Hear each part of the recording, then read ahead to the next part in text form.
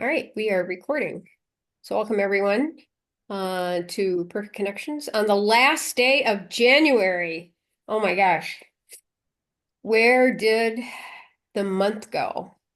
Um, okay, so well, let's go around. Everyone can introduce themselves. Please say what district you're with. And I know we're going to start with Greta today because she has some questions left over from last week. But anybody else, if there's something you would like to ask or get help with or share, please let us know. I'm Susan Walker, formerly with the University of Minnesota, um, and now in my dining room. Greta.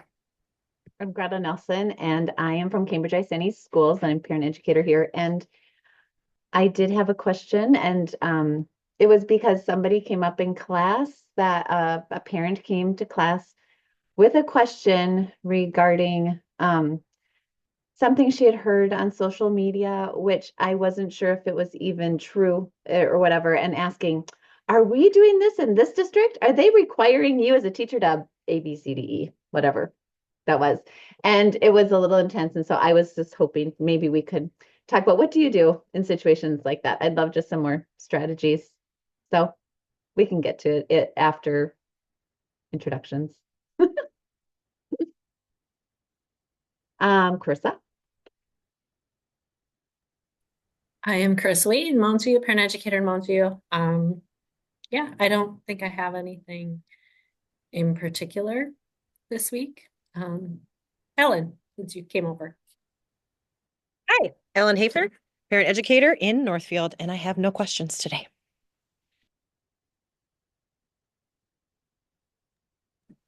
Sandy, I'll hand it off to you. Oh, I almost tripped.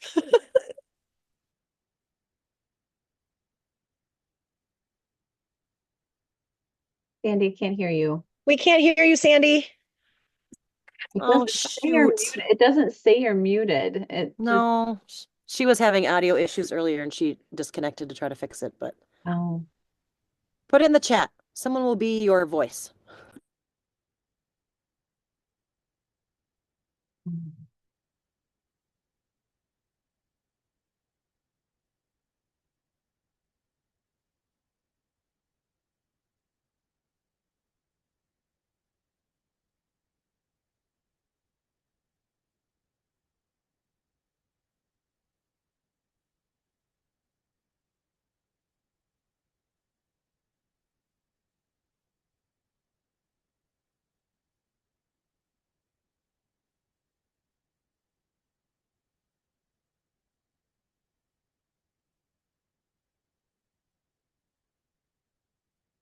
There we go. Okay. So Sandy says, Sandy is from Fairmount. My question is similar to something we talked about a few weeks back related to keeping connected when one or both parents have to be away from home for an extended period of time. Do you mean the parenting educators staying? No, in the family, I think it was like in the family that a a father or a mother or somebody is gone for an extended period of time, and then how to help a parent and parent ed support the family. Is that what it is? Kind of, Sandy, supporting them or resources for them? Great. Good. Okay. Well, we'll talk about that. The situation has to do with their children. Is it okay, Sandy, if I read this? There's nothing private there. Okay.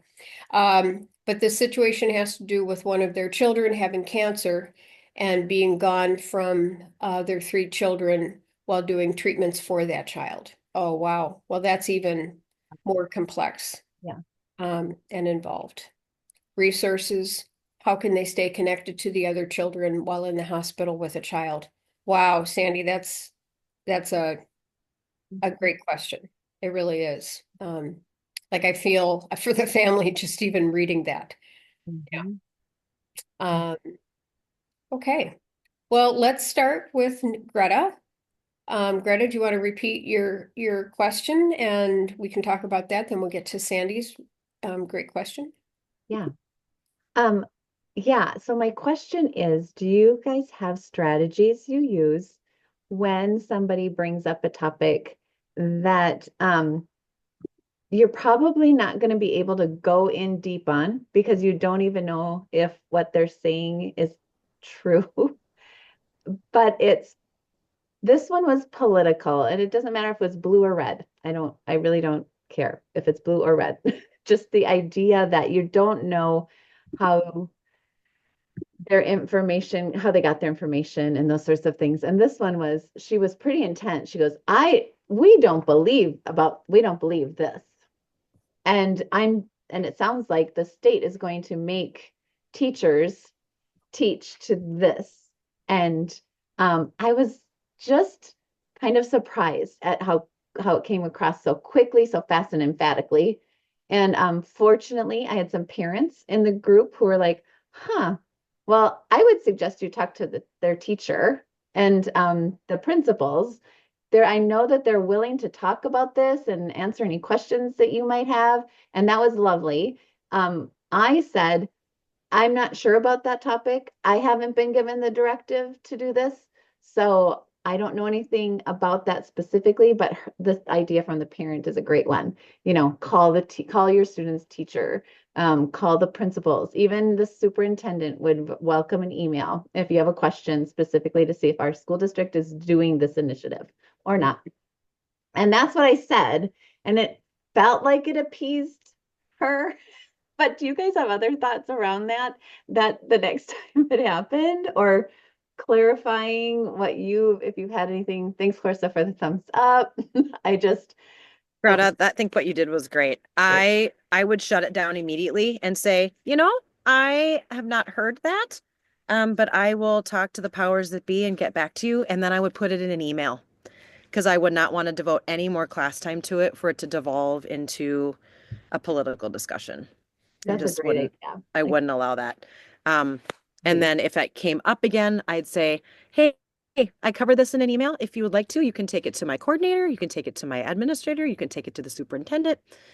I had not quite a similar thing, but I had a mom. She was brand new. She had never come to class. We were texting back and forth, and she had asked about if she could preview the books we were reading for story time. And I was like, that's a weird question. And me being dummy, I was like, why would you want to do that?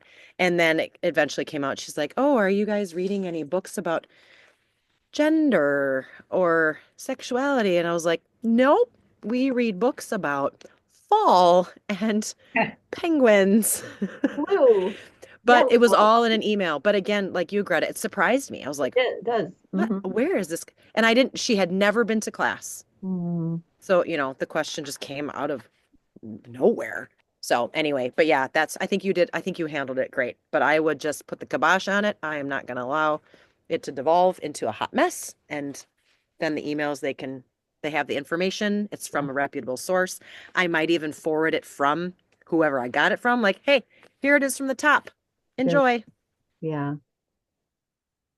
No, that's good. I like that idea of the email, that it doesn't allow it to, it doesn't bring it back into the space because it wasn't necessary. It wasn't related to anything we had been talking about. It was brought in from outside. And I'm glad she felt that she could bring it in because she's legitimately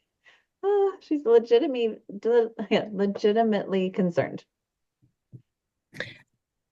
I've come to be more okay with, like, I think we want to have the answers right for everybody or whatever and validate their questions and do all the things. But over the years, I've become more okay with being like, this is outside my realm. I don't have the answers for that, but here's where you can go for it, and just then being done with it. And I think that's exactly what you did. But it can be hard to we had a mom just last week, I think. I don't know if she just suddenly had this realization that her children are going to continue through school for quite a while or something, because her oldest will be going into kindergarten next year. And then all of a sudden she wanted to know about the middle schools in the district and how do you know that it's a good school, and how do you know that your child is going to be okay there? And you don't, but that's outside my realm. And thankfully my early childhood teacher also lives in the district, so she was actually a wealth of information for her. But if she hadn't been there, I I don't know. You know, so and I'm more okay with sometimes not having the answers, I guess.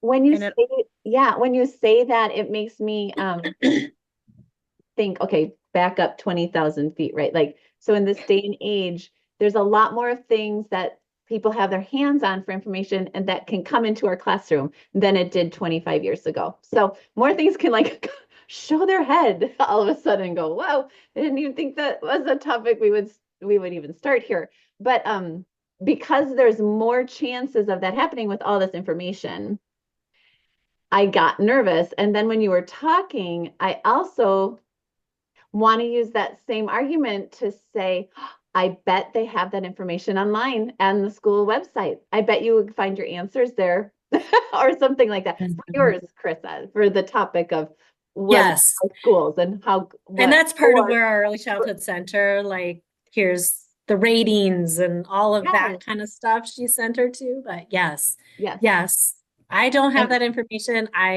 And I'm even okay with not necessarily offering to find it. I think that's great if you feel like that fits in the situation, but to just be like, it's over there somewhere. well, and This is I think these questions are asked out of anxiety, right? And bad news creates anxiety and it travels faster. And so Mhm. that the knee-jerk reaction is, what? You Mhm. know, and there's a lot of that happening. And so it's like, okay, everybody, just take a deep breath together. Mhm. Yeah, yeah. That's helpful. What did you say the source of her, or the topic of the question was for her? Like, what's going to be happening? You said about social media? Are you talking about my gal? Yeah, yeah, yeah. What was her concern?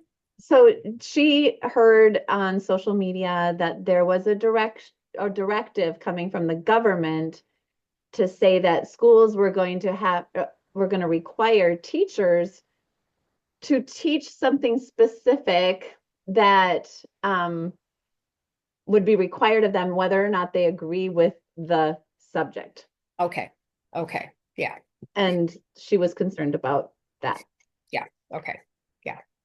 So, Yeah, I would agree. I think, and also your point, I think people have a tendency to come to us because we're trusted sources to them. And I think because we're strong women that are highly resourceful too, I think people will come to us because they figure we would know, right? That we're on top of things and stuff like that. What they don't know is like the layers of bureaucracy and all those things in place that from those rumors to an actual policy to sifting down to individual classroom administration have to go on. So people don't know that, right? They just hear it. And like Ellen said, they're concerned about it. And then, like any of us, right, we would go to somebody that we trust that is as close to the situation as we can get, oftentimes, right? And then, but turning it around to handle it appropriately as you did, is about the best thing that you can do. Because you don't want to shut them down completely because they're, no, you know, because she's being honest with that emotion. right. And thinking about it too, I find that those who are highly inflatable can be brought down just as quickly when someone just says, like when this other parent said, you know, I really trust my kids' teachers and I've talked to them a lot and I've asked them questions and I'm sure that they would be happy to answer your questions too if you want to talk to your teachers or the principals. I've talked to I mean, just as quickly as it was, at least it felt quickly. Maybe she'd been doing it at home, but it felt like in the classroom she was fine. And then all of a sudden this topic, whoop, we're away. And that brought it down to like, oh, okay, somebody here in the flesh and blood has had these experiences, can speak to them, can encourage me to do the same thing. Huh, okay. Maybe I don't need to be quite so elevated. I don't know. Yeah. Thank you for I left at the end of that day. I'm like, oh, and then I forgot to get on because it was no, I never, but delete that. I was thinking I need to talk to the group on Friday, see what other people think about that. So thank you. I appreciate that. It's helpful. I think it's okay too to encourage them to advocate for what, Mhm. like, I mean, if you don't agree with her, it's a little personally, right? It gets Right, tricky that's to where you, encourage yeah. somebody that I don't really want that in my district anyway. I don't want to, Mhm.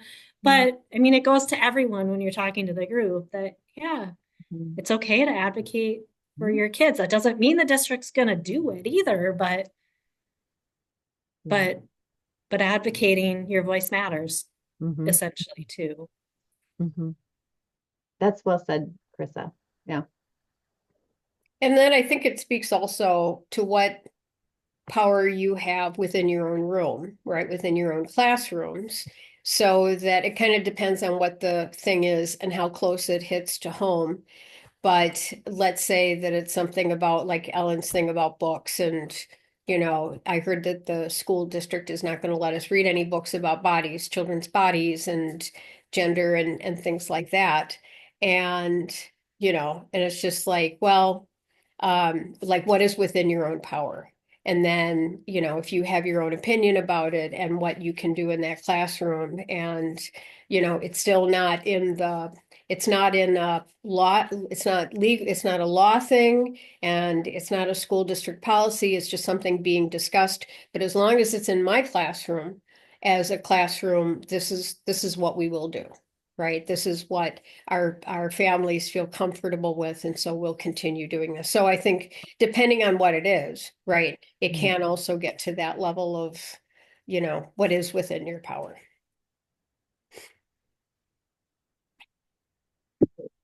Great question. Well, we can go on to Sandy's situation, what she's bringing up here today. Yeah. Sandy, you still on mute? We can't hear you. No, Oh, no, shoot. no. But I That will. doesn't keep us from talking. Great. Sorry. Well, because But you- that's your question. Sorry. So a family is divided, is practically physically divided, because they are caring for one child who has cancer, and they're away from the other three children. Let me just ask, sort of, does this mean that is it all local so that it's just going back and forth to a hospital, or is this other child in another state receiving treatment? So one parent physically has to be in another state. Oh, 2 hours away. Okay. Okay. Well, So, Sandy, while you're kind of typing any more details, I can tell you, one of my closest friends in fall of 2019, she has 4 kids. At the time, all the kids were like 10, 8, 6, 4, I don't know, somewhere between 10 and 3. And their 8-year-old was diagnosed with leukemia. And it was in COVID, which made it even worse because they pulled the kids out of school. They were doing the home-based learning and whatever. Um, I highly, highly, highly, highly, highly encourage that parents do therapy. That is one thing my friend never did, and she needed it. And she seemed to think that she needed to find a therapist who could um, understand what it was like to have a child with cancer. And I was like, no, that's not, no, a therapist doesn't need, a therapist can help you process. I still think she struggles with some medical trauma. Because it was 2 years. It was 2 years. And we live in, Northfield, and luckily they were able to go to Children's, which is 45 minutes away. But on his clinic days, they were gone. They were gone for 8 hours a day. There were sometimes if he got a fever in the middle of the night, she had a go bag and she was packed, and they would have to go in the middle of the night and leave the others at home. I will tell you that siblings of cancer kids sort of stopped developing for a couple of years. And so finding them a therapist as well. And it's hard because those kids, the family sort of just, everything just stops in the family. Um, and so her younger one was 3, and I would say had some significant delay. And she needed to be in preschool, and they did not want to send her to preschool because they were afraid of her bringing COVID home and getting him sick and whatever. But she still really struggles to this day, I think, because she's a first grader now, that because she missed out on that preschool experience. Um, Lots of Marco Polo, lots of videos. And then sometimes if mom or dad or whoever's with the child are not there for dinner, sometimes placing a stuffed animal or something in the chair of the family member. She said that was something that they did for their younger one. Yeah, how old are all the children? That's another question to answer. Um, but also to reach out to the social workers at the hospital to look for resources. I don't know. I know that the resources weren't great, but again, it was COVID, and I don't know that they were eligible for a lot of the, like, there were some resources that they could have had that would have normally been there, not in a pandemic. Um, and then the importance of spending one-on-one time with those kids after, that's really huge. And that is something she didn't do because she was felt so guilty about leaving the kiddo with cancer. So that it's like bringing a baby home, you have to find time to spend with the other kids that are at home and basically being um not ignored. So, all right, I'll stop so we can read what you're writing to add to our story here.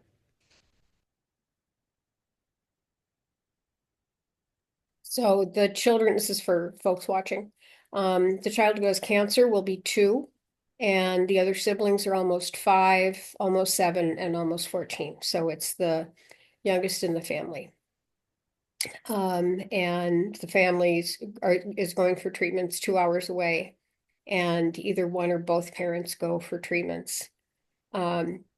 So what happens to the older children if both parents go? Do they go during school time and the kids go to after school or something? Sandy? I'm just curious when you said both parents might go. Grandparents come to help. So then you have that added thing, right? So it's more within the extended family as well, so affecting those folks. And can we assume that the relationship with the extended family is a positive one? Grandparents are loving and supportive and stuff like that. Okay, good. I know one thing that really helped, like they always did a family movie night, and if sometimes family movie night would be interrupted because that kiddo wasn't feeling good or whatever. And so there was just, I reminded her, and she was an ECFE parent. I knew her actually as an ECFE parent before we became friends. I've known her for years. And then when I moved to town, we got to be friends, but whatever. And I told her, I was like, it's not your responsibility to make your kids happy all the time, right? And like Dr. Becky talks about this, it is your responsibility to leave spaces for your children to show frustration. Like, yeah, it's really hard to have a sibling with cancer. This sucks. We can talk about it, right? So allowing those older kids to have those conversations, um, just acknowledging like this isn't fun. But then whenever they were all back together and he was feeling good, they would resume their family, they would resume the family activities, right? They would do the family gathering. They would do the things that felt good, that made everybody feel like they were a member of the family, even though mom was gone. And in this case, again, they were on such a lockdown. Mom always went, dad stayed home. That's just what it was. There was nobody coming to help. They had no outside anything. It was a really dark time for them, and I think things would have been a lot better if it hadn't been in the middle of COVID. But yeah, so making sure that there are unifying activities for the family when they come back. Maybe it's a meal, maybe it's, movie, maybe it's a game night, something like that, to kind of create that family togetherness again because I mean, the resentment from older siblings because your sibling has cancer and your parents aren't home. And that's why I recommend therapy for everybody. And if they can do some sort of family session so they're not paying for this kid to go and this kid to go and this kid to go. Super, super important. Hi, everyone. Ellen, so you're working with a family that has been impacted with cancer?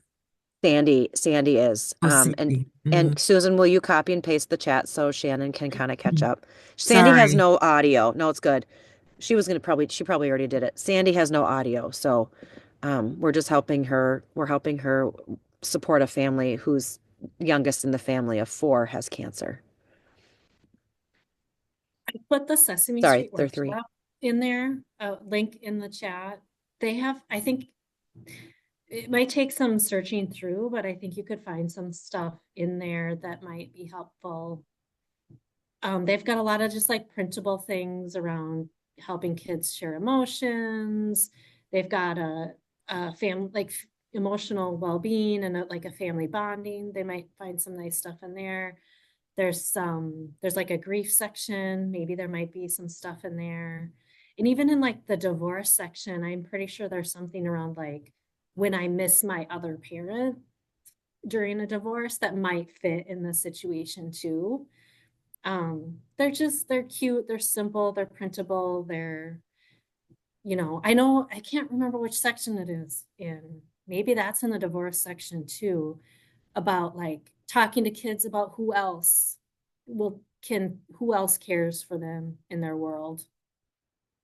And that reminds me, Krista, Maybe that's in the grief section, actually, now that I think about it. But so some of those, I think there'd be a few things that might be able to take some nuggets depending on what you feel like fits for the family. Sorry, go one, ahead. no, you're good. One other thing that my friend did was she had a journal for each kid. And so she would take them with her. Because one of her kids was just a little more like very, verbal, and not a big talker, like not verbal, more written. And he was able to write to her how he was feeling. And so she would take the journals with her on those long clinic days and she would write letters to the kids. So they had this back and forth journal. Because sometimes he would be like, like he would write in it the night before and he would be like, I am so mad that you're going to be gone and you're going to miss my program or my sport thing or whatever because my brother has a clinic day. So allowing that venting in more ways than just talking and just journals. And her younger one, the 3-year-old, would just draw pictures. And so she would say, I want you to draw me a picture of how you're feeling and things like that. So something Krista said made me think that's something else that she did.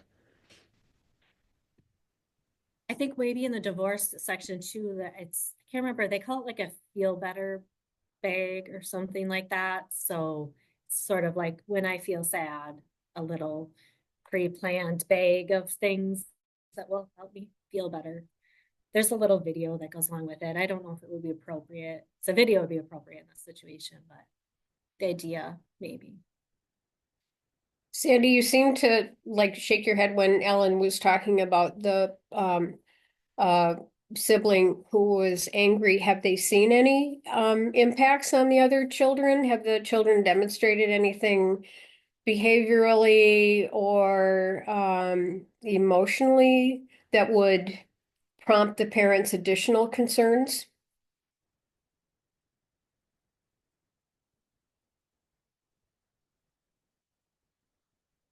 Hi, Shannon, by the way. Not that I know of. Great family. I know they're trying really hard to have this little effect as possible. Yeah. There's also, and I don't mean to be blunt about this, but there's only so much they can do, right? I mean, at some point, they're dealing with so much, and I'm sure they're worried like crazy about this little kiddo with cancer, right? And then they're dealing with all the medical people and then the practical trips back and forth, and who knows what's going on with medical insurance and all of that. And then they also have 3 kids and the you know and they can do whatever they can do, and it almost sounds like they're um keeping an eye on how things are going with the other kids, but also, it sounds like they've got a loving and supportive family with the grandparents. And these kids are, at least the other kids, the older kids are in school. So there's 5, 7, and 14. So they also have their own activities and things like that. So, I think there is a certain message to the parents that, you're doing great, and I'll like Ellen's idea with the journals and things like that. So there's that continued communication and keeping up the family tradition. So they're not ignoring them, but at the same time, right? That these kids are probably fairly resilient without even knowing them, and there can also be that sort of lightening the burden for the parents to be able to say, we're doing the best that we can. And if for right now we need to put our extra focus on the 2-year-old and this cancer thing, we're gonna trust that everything is fine. I haven't had the experience of walking too closely in this specific situation, but it does remind me of oftentimes hospitals will have kind of a pairing with another family or another individual who's going through it. So sometimes they have kind of like mentor families kind of thing. That's to just check out. Sometimes it's a relationship as one meeting, even just to get over those initial humps or a transition time that hearing it from a lay person's perspective, another family who's walked through it sometimes can be helpful. And hospitals sometimes have that. I don't know where they are, or which one, but yeah.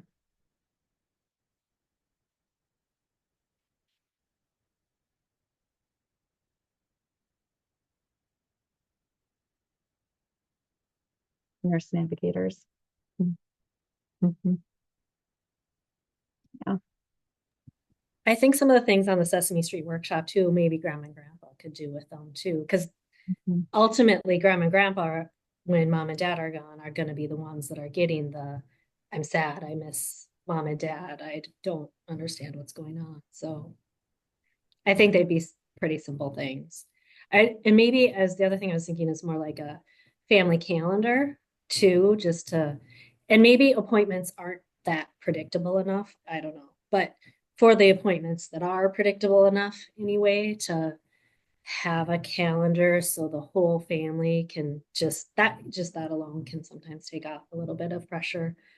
And the Who's surprise, who's where when. the surprise of things. And I didn't know, if it's something, especially those older ones, right? The 7 and 14-year-old can And I'm reference. sure they've just they've got all this in their head, and to think about like even just in a daily life of communicating what's happening to our young children is hard enough, but they've got so many appointments and so many things that just like putting it what they can anyway.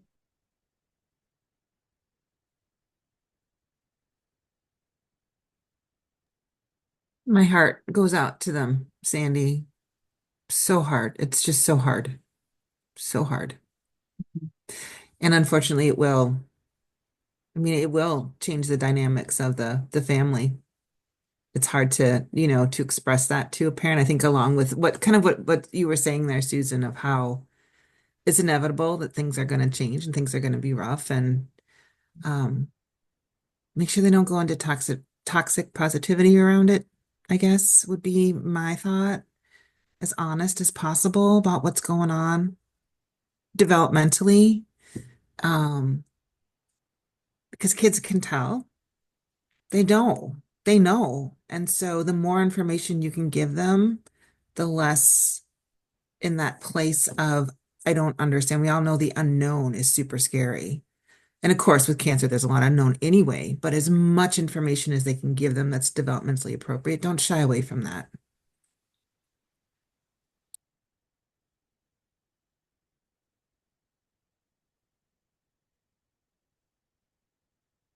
I think also picture books, I call picture books everybody books. I don't know where I pulled that from. Maybe a children's librarian when my kids were little. But sometimes picture books, even for the 14-year-old, can bring really big, heavy concepts down. Like I just think about sometimes, like I have some books on death that are beautiful picture books, and it's like, oh my gosh, I can't think of any, I don't have any right off the top of my head, but sometimes just reading a book together just normalizes the hardship of it, right? And you like holding two truths, you could have your and like, so I know there's books out there. So if you could just Google how to support siblings of us, kids with cancer, don't throw out a picture book. Some picture books have made me cry as an adult. So don't forget about the power of a book, because you just never know what book is going to hit a kid right here. Just they're gonna be like, oh, that's me. That's how I feel. So Mhm. Mhm. A while ago, Ellen, you had shared that you have now collected and you showed Mhm. us the pictures of Mhm. the children's books that you have on kind of Yeah. hot topics, difficult Yeah, topics. And I do. ever since then, I've been watching for them. I've been looking as I go places, but I wanted to see if you had I do. I have a list. a Well, list and of then, hot topics that but you then I ask families, I'm like, hey, if you guys are done, I'm a big brother. My potty, hands are not for hitting. I will never ever give away a Mr. Rogers book. I don't care how old it is. My family's changing. My body belongs to me. What to do when you worry too much. Yeah. So how I was adopted? I don't have this one. I'm excited. A book about grief. So anyway, yeah, I do have a list. These aren't on it yet because I haven't, Hair Love. that's a great I one.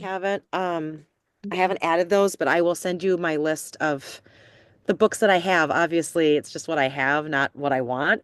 But yeah, I'll get those for you But right now. I love that. And I've been trying to collect as I've been seeing them. So, and I'm trying to decide if I can like make a request for funds for something like that in our program. I think it would be You'd nice. be surprised how many you can get just by asking families.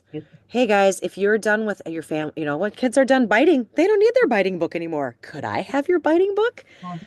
You'd be surprised how many, and sometimes you'll get it for the holidays. They'll bring you a If I we, love shiny that, new Ellen. That book. yes, never you even occurred to me. Because make it families known. are always, they Yeah. want to share with us. So Mhm. I love that idea. Yep. Good idea. Yeah, and February I love to read month. I think I know what I'm gonna. Okay, I have an idea. Thanks, thanks, Ellen. I love Yeah. because they're it's not a curated book pile, but it is working its way. It's coming and there it's coming. And I love when you shared that with us. So I'm excited about that. Well, and we have a big book monster in our entryway where parents drop books. Um, I'm happy to go digging through there, and if I have any duplicates, I can set them aside for you and give them to you in April. I would love to see you in April and I will bring a bag. That'd be awesome. Thank Big you. tote bag, yeah. Yes, you make your needs known, right? Sometimes they or your And desires. do Yeah. you have a Google Doc with this list of your I books? do. It's not a good, yeah, I do. I'm looking for it. I just have to remember what did I name it. Ooh. Right. But yeah, I do. I call it my parent, I think I call it my parent resource library. You know how you name a document and you're like, what in the world did I name it? I just have to find it.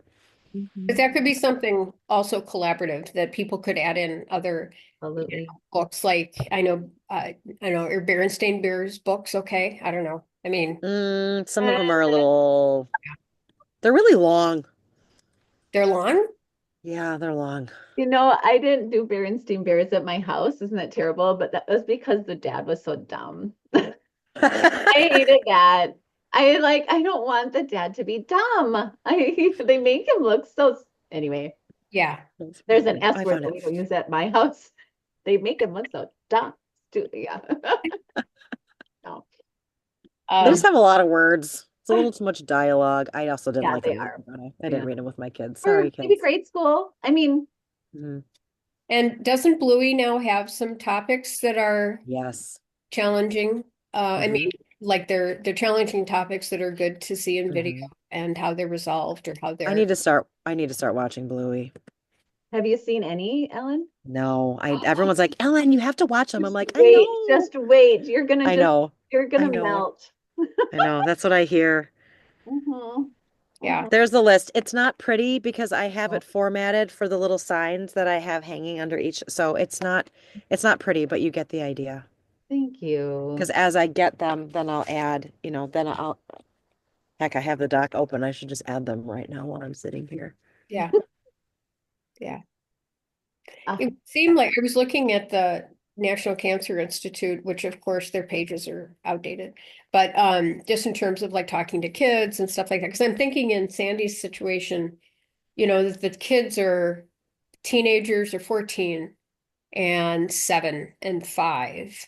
And, and developmentally, there's so much difference there that it would seem that um, somebody like a cancer institute or something would have different developmentally appropriate responses to kids. Either in about a sibling's cancer. Unfortunately, what I saw mostly was like when a parent has cancer, like what do you say to the kids and stuff like that. But it still followed a lot of what we were talking here, which was, talk to them. Like, don't hide anything back. Kids are afraid, they need information, stuff like that. But it's like, how do you present that information? And there are different, different levels based on their age and all of that. So, yeah. Thank you all for those resources. Shannon, did you have anything that you wanted to ask the group or bring to the group today? We still have about 5 minutes left. Excuse me. No, I just wanted to be grounded with my peeps more than anything. That's really the bottom line. It's like Yeah, right. now they're parent eds. I just want to hear about what's going on in parent ed and how we're helping families because I need that jolt every once in a while of listening to you all and yeah. So that was the main thing. Although Susan, it may also made me think because I got an email from Haroon. Front. Haroon from Iceland. Yep. And they're coming to visit and want to connect. So, Oh, good. so Is she bringing students to like visit the program or? I think so. Yeah. So anyway, I might reach out to you with that if you are interested at all. Sure, it'd be good to see her. Do you know when they're coming? May awful time for the university. May 10th through the 16th, I think. So, Yeah, but yeah. still, Yes, it's important. yeah. I mean, that's more close to finals week and stuff. It'd be more like grading and final grade. Yeah, although commencement this year is May 16th. So, Yep. Okay. yeah. But Yeah. we'll see. Yeah, keep me in touch. Yeah, for those of you who are listening and are watching in, the University of Iceland was very interested about 10 to 15 years ago in creating a parenting education master's degree very similar to ours. And one of their doctoral students came over, took our classes, and then eventually we'd consulted with them to help them design kind of a master's program. And similar to the type of content we have in terms of curriculum design and teaching methods, and then the parenting content and that sort of thing. They don't have, Iceland really doesn't have an organized parenting education program, certainly not like we do here in Minnesota.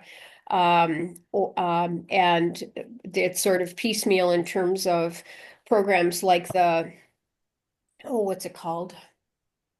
It's the Oregon model, that management training. Yeah, Yes. yeah. Yeah. And so but anyway, but the university was very, very interested in this, and they've really blossomed with a whole number of students who have had interesting projects and things like that. So it's like they're like planting some seeds, which is fabulous. So yeah, keep me in touch. Regardless, I'd love to see Friend when she comes in. Mhm. But more than anything, I just wanted to see where y'all were at and how you all were doing. And, Place to be. it's a good place to be. It's Place to be on a Friday. Mm-hmm. Mhm. Yeah.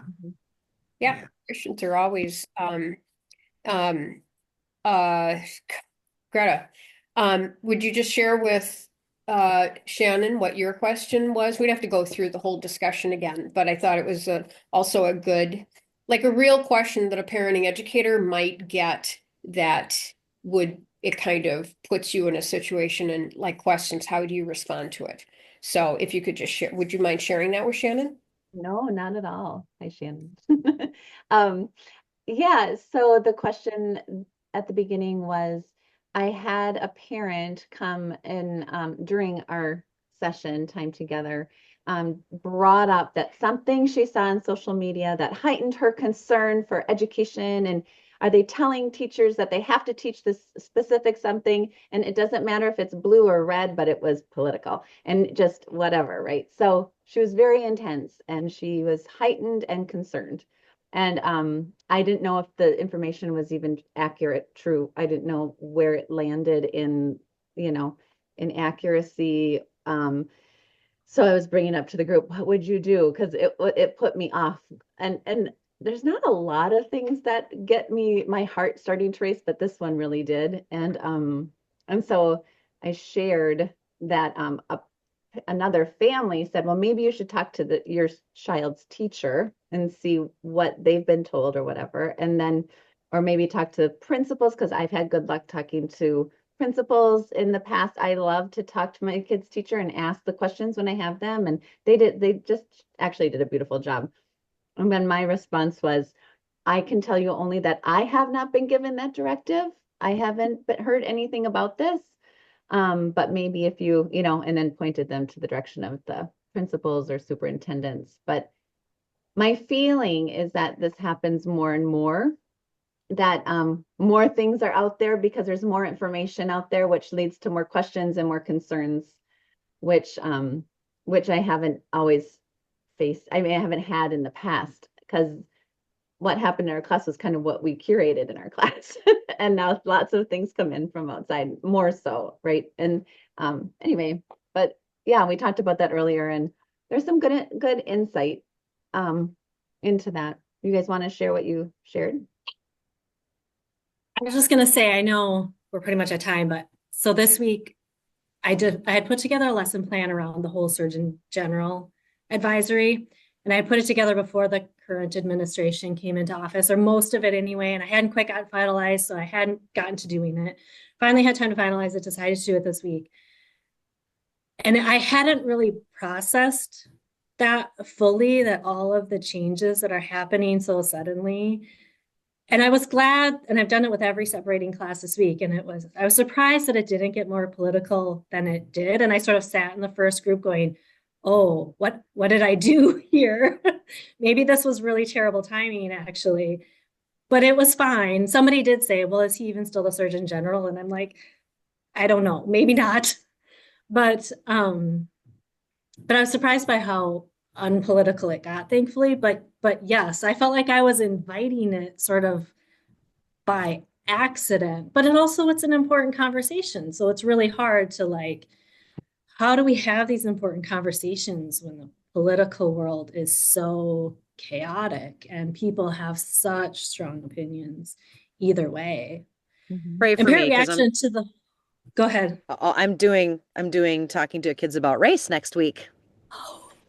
Good luck. I'm doing it. And we're doing it. And We've been doing it for years. So yeah, it's nothing that's new. not gonna change. That's not going to Yeah. change. Nope. Not until yeah. It reminds me that we can try and say in our classes that parenting is not public, or parenting is, is your family. But when we think about Bronfenbrenner and the ecological system and how much that influences how you parent, we can't ignore anymore the community, the politics. Parenting is public. Parenting has always been public, as Bill Doherty would say, but I think it's even more so now. And we're going to have to navigate some, believe me, I've noticed that my classes, we're talking about that on a regular basis, is how do you navigate these conversations? What do you do? And how do you always bring it back down to parenting? And that's what I always do. And we do this too. You bring it back down to, okay, your values, your children. We can agree to disagree on certain things, but we all agree that we want the best for our children. That might look different, but Here, here. And we can ask the questions, and it's okay to be asking the questions and asking Yes. people who have the answers to your questions and that Mhm. sort of thing. And that's something that I appreciate, that even though we have all these questions, we also have a lot of ways to find the answers. And it's become even, the trick is, who are you listening to? And but that's their decision. And to bring resources. Mhm. Anyway, I can't keep talking because It was we're, interesting because I have one mom in a class, so I showed there's the little clip on the Health and Human Services or whatever website of the Surgeon General just generally summarizing what he had to say. And so I show that, I'm like, what are your initial thoughts? And I had one mom say, I am enraged because yes, all of that is true. And why isn't anything changing ever? And then a couple days later, I had a mom actually crying because yes, all of that is true. And I feel validated. So it's interesting too, how such strong feelings and like really kind of the same feeling, but still Yeah, in a way, opposite feelings. yeah, yeah. Mm. well, people are coming in already on a journey of sorts, right? I mean, they have their journey they're on, and we're not all coming in at the same point to hear that message in the same way. So, well, there will be different responses to what we're presenting. And yeah. This And makes me think about having a focused Friday session just about navigating a changing political landscape Mhm. in parenting ed, in the parenting ed classes, like Mhm. as what's going on. And I won't even say nationally because it's hitting us globally now, but as it then starts hitting individual school districts and people's opinions and people feeling empowered and stuff like that. So Yay, a lesson I plan. know, Oh, Susan. You thanks, know what Chris. you should do? Oh, sorry. How? I was No, just I'm going to just say too, Nikki had shared one in the listserv to Susan too, and hers was pretty good, but I had had most of this done by the time she shared that. of And course. it's the like, it's the right form, but I didn't put in all the domains and everything. I just, okay, That's okay. because shame we're on okay me, with but that. We're okay. but it's We're all okay the, with the that. meat is there. The meat is there. yeah. Sorry, Shannon, go Thank ahead. you. Thank you for sharing. No, I was just going to say, Susan, you have today to put in another. You can still submit that for Manafi. Oh no, nope, no. No? No, I'm not interested. No, it's going to be too crazy of a year. So we're selling the house and, all of that stuff. So yeah, Manafi probably will not be on my calendar this year, but no, Okay. I think it is a good topic though. I mean, I hope somebody, Well, and then maybe I'll do it real quick. yeah, and, I mean, as an open forum, as a Yeah. discussion, not as a leadership kind of thing of a how Mhm. to, but I think it's more of a topic that people are going to be hitting, especially for folks in Mhm. rural areas and all of that. So anyway, but Yeah. yeah, right. Okay. Yeah. One thing. Oh, So anyway, I'm gonna turn off the camera. So goodbye, everybody. But you guys stay. I want to ask you something real quick.